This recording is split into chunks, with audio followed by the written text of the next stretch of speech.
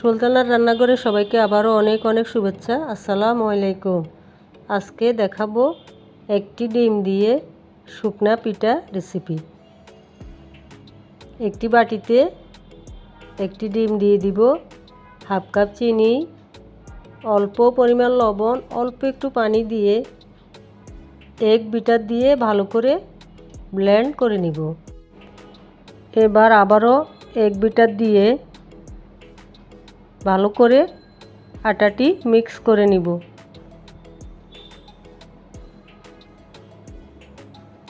এরপর হাতে একটু তেল নিয়ে আটাটি ভালো করে মেখে নিব।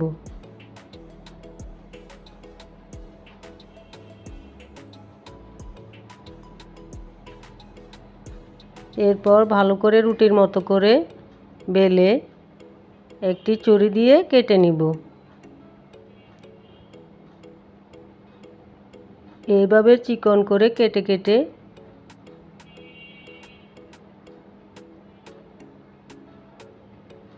পিঠাগুলি তৈরি করে নিব।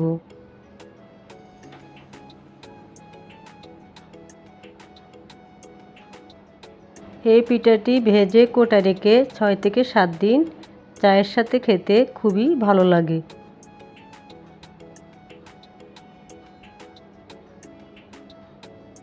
এভাবে সবগুলি পিঠা তৈরি করে নিব।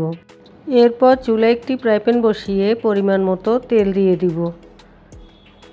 তেল গরম হয়ে এলে পিঠাগুলি উল্টে পাল্টে মচমচে করে ভেজে নিব। আপনারা চাইলে আরেকটু মচমচে করে নিতে পারেন। যদি রেসিপিটি ভালো লাগে আশা করি পাশে থাকবেন। সবাইকে জানাচ্ছি অনেক শুভেচ্ছা।